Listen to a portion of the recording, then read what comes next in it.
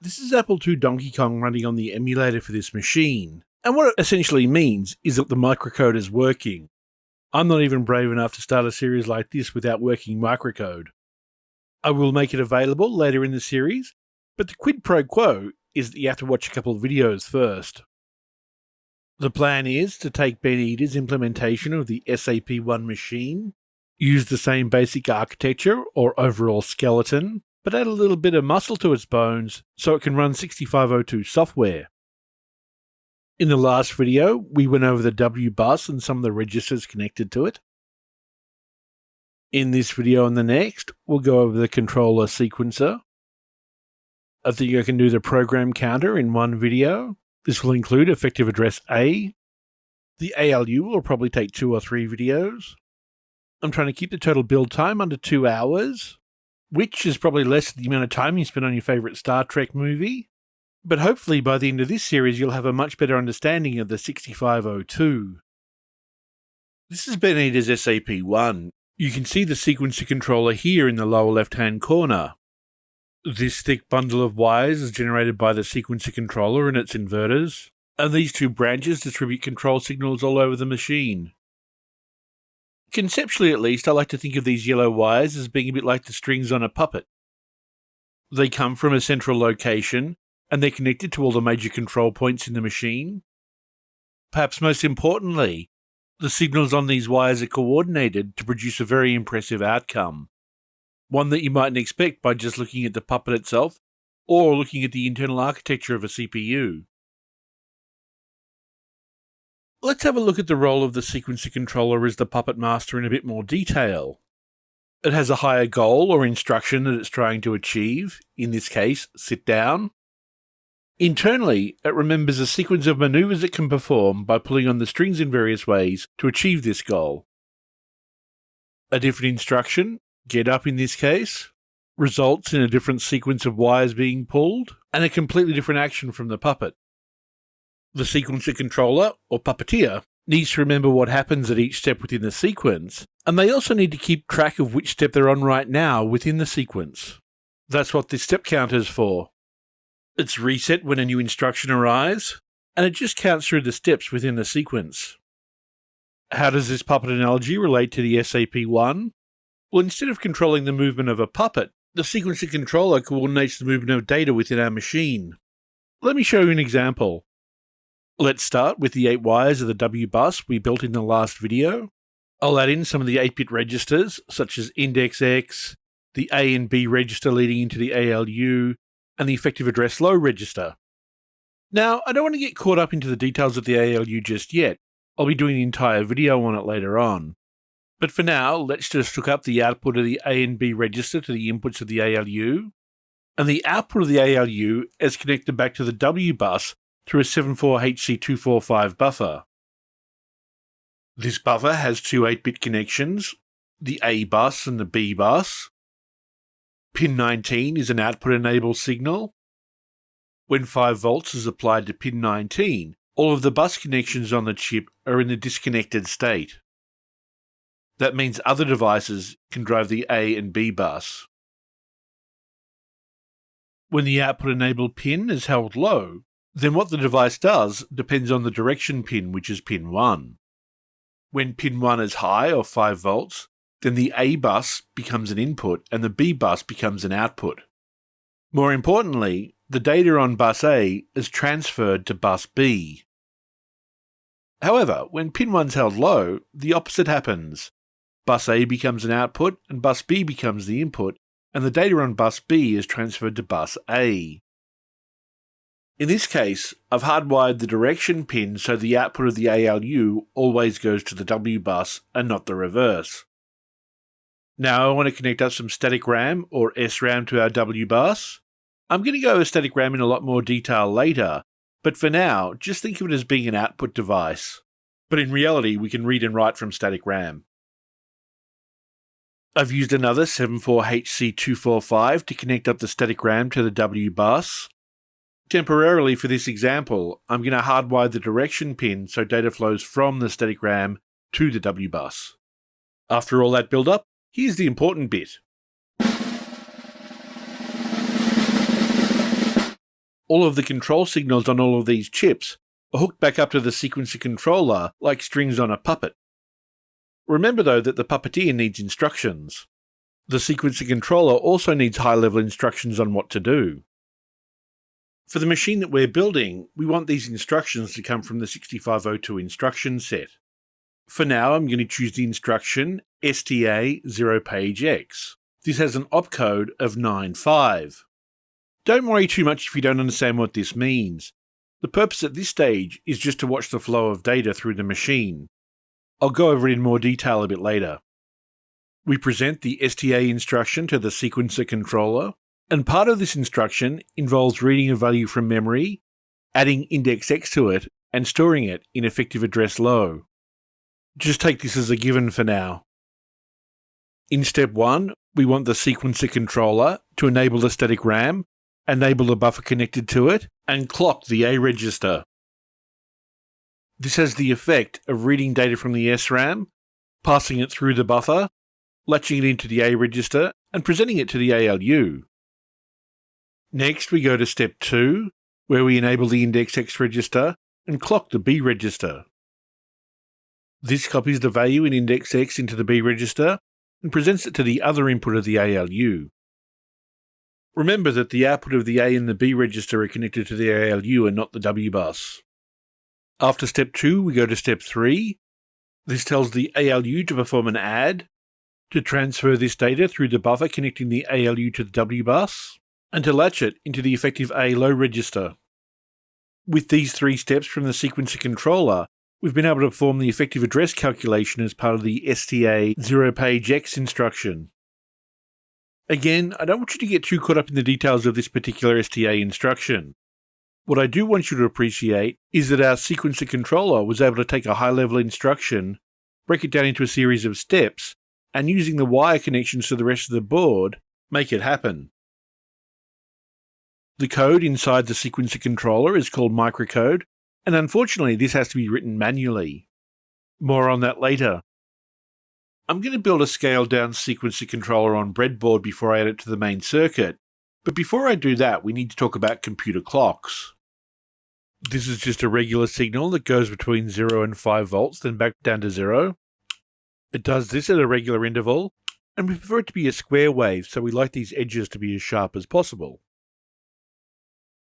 For the breadboard demo, I'm going to use this clock circuit based on the 555 timer. This generates a square wave from 1 to 10 Hz. Ben Eder went over these chips in detail, so I don't have much more to add, I'll just link his videos above. I've built the circuit here. Now, let's see if it works. Pin 3 is the output. That looks pretty good. This is the circuit diagram for the sequencer controller that Ben Eder used in his SAP1. I'm planning to use something quite similar, so let's look at Ben's in a bit more detail first. In this part of the circuit, we have a 74LS161 and a 74LS138. Let's look at them. Just as a side note, I'm planning to use the HC versions rather than the LS versions. The 74HC161 comes in a 16-pin package, and it's a presettable synchronous 4-bit binary counter with asynchronous reset. It has these 4 input pins and 4 output pins, and a couple of control pins down the bottom. The main mode of operation that we're interested in is this count function. On the positive edge of clock, the count output increments by 1 and continues up to 15, then it rolls back to 0. The output of the chip's in binary, so let's have a bit of a closer look at what we expect to see. The count's currently at 0, and on the positive edge of clock we go to 1. On the next positive edge of clock, 2. Then we continue doing this, counting up in binary from 0 to 15. If you can, try to familiarise yourself with this pattern. It's really handy for debugging to know binary counting. 15 rolls over to 0, and we're done. Back to the design. Ben uses the 161 as the step counter for the sequencer controller. I'm going to build a mini sequencer on this breadboard just to make sure it works the way I think. I've added a 74HC161 to the 555 timer.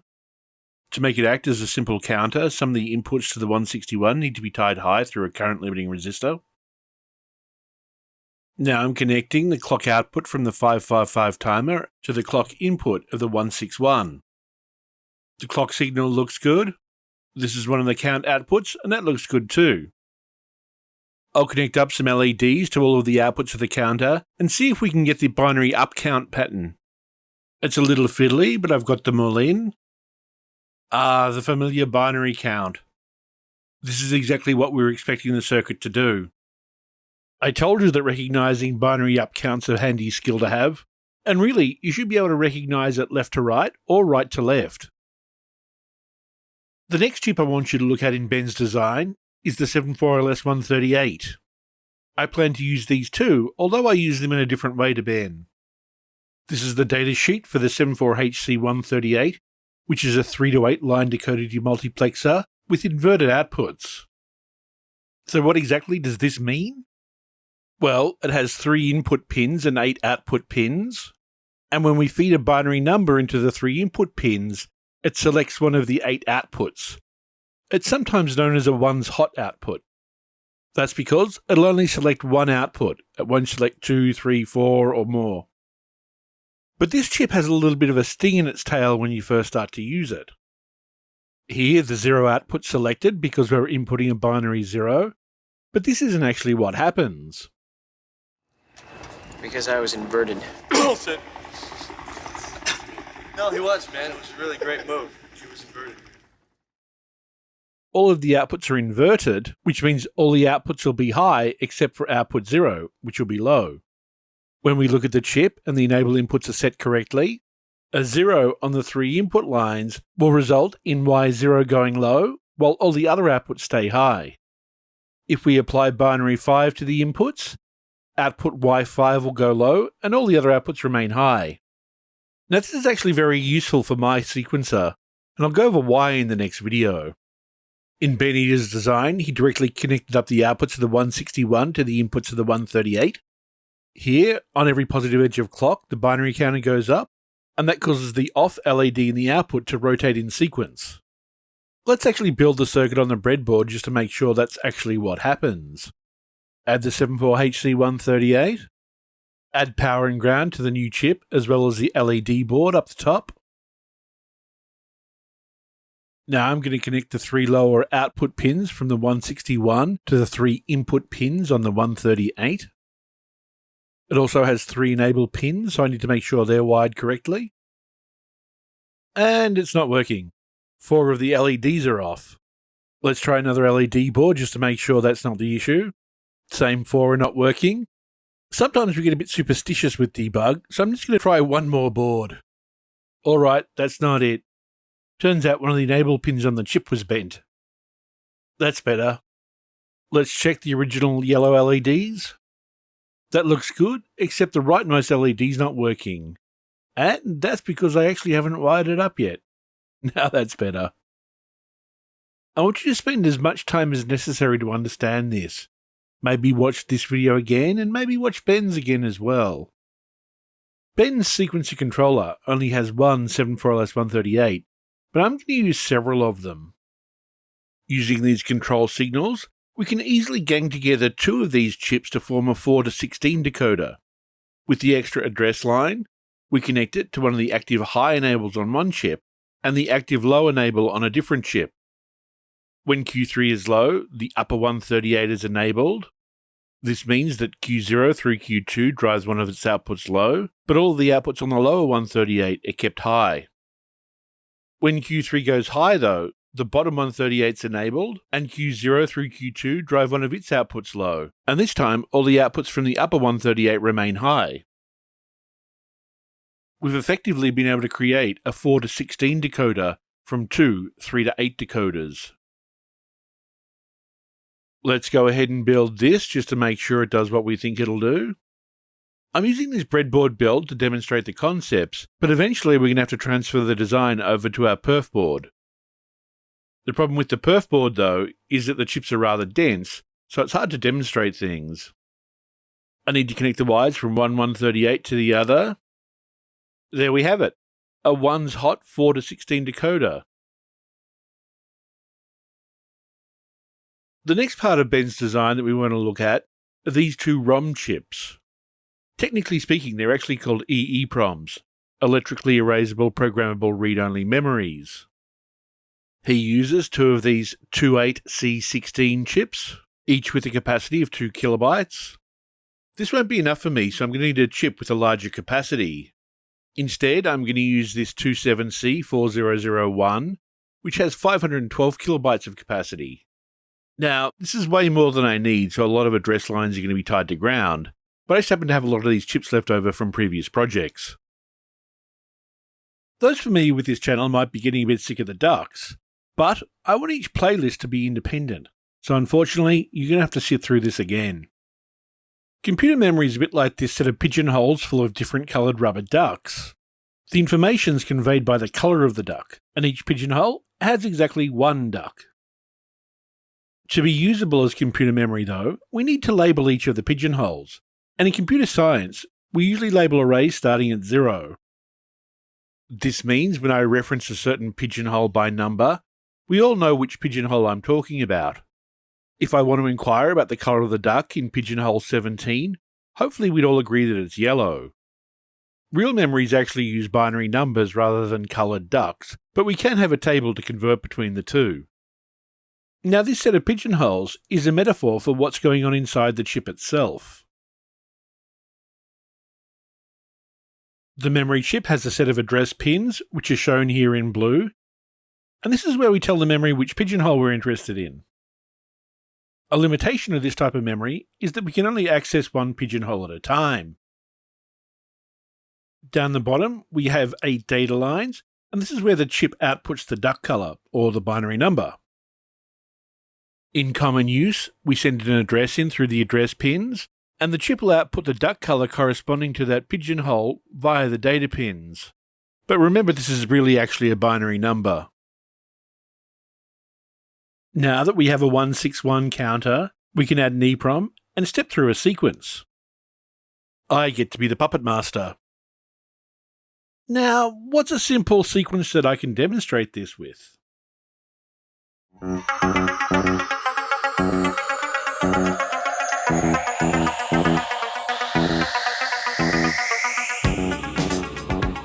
Rider.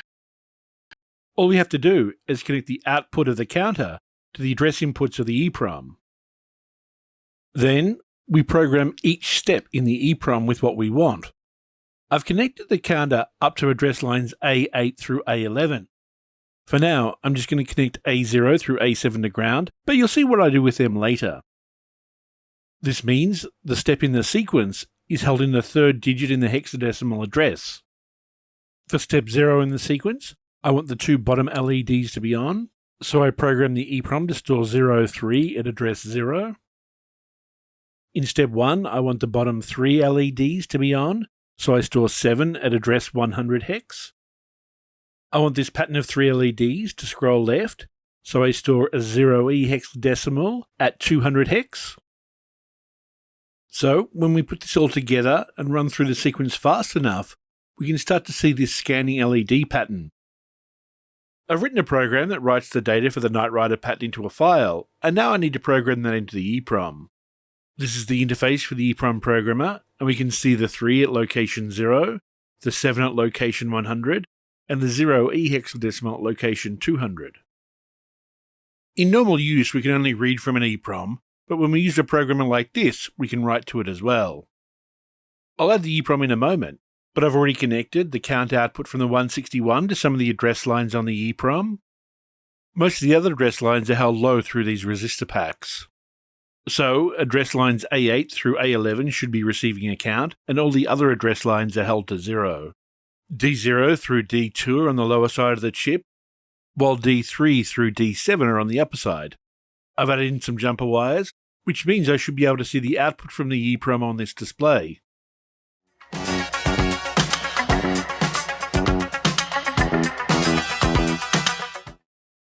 In this video, I've gone over the main idea behind the sequencer controller, and in the next video, I'll add it to our perf board implementation. I'll also step through a full instruction, but for now, don't forget to like, share and subscribe, and press the notification bell.